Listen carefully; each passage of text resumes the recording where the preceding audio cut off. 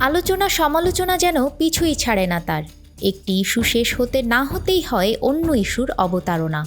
বলছি ৩০তম বিসিএসের কাস্টমস কর্মকর্তা সুশান্ত পালের কথা। গত কয়েকদিনের চলমান ইস্যু নিয়ে এবার ফ্যান ফলোয়ারদের আগাছা বলে মন্তব্য করেছেন তিনি।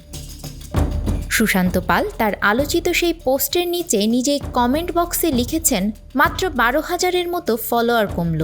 আমি মন থেকেই চাই সংখ্যাটা ১,০০,০০০ ছাড়াক। আনফলো করতে থাকুন অনুগ্রহ করে, আগাছা কমুক। কোটা আন্দোলনকারীদের নিয়ে সুশান্ত যখন পোস্ট দেন সে সময় পেজে ফলোয়ার ছিল ১৮ লাখ।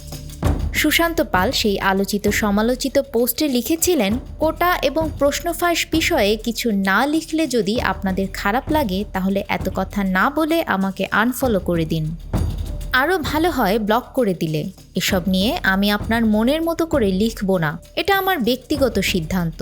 এত বেশি বিরক্ত করবেন না, আমি আপনার ফরমায়েশের চাকর নই। এভাবে সহজ করে বুঝিয়ে বলার পরও যদি বিরক্ত করে যান তাহলে বুঝবো আপনার কোনো লজ্জা শরম ও কাণ্ডজ্ঞান নেই। আপনি আমাকে ব্লক না করলেও আমি আপনাকে ব্লক করব। তোমরা এমনিতেই চাকরি পাবে না, কোটা থাক বা না থাক। আপনার হাতে কাজ নেই আর আমার হাতে সময় নেই। এ কারণেই আমি চাইছি না যে আপনি মনে এত কষ্ট নিয়ে আমাকে ফলো করুন। এর জবাবে পোস্টের নিচে বিভিন্নজন তির্যক মন্তব্য করেছেন, ফলে তিনি কমেন্টস করার সুযোগও বন্ধ করে দিয়েছেন। আফরিন আপ্পি, আমাদের সময়।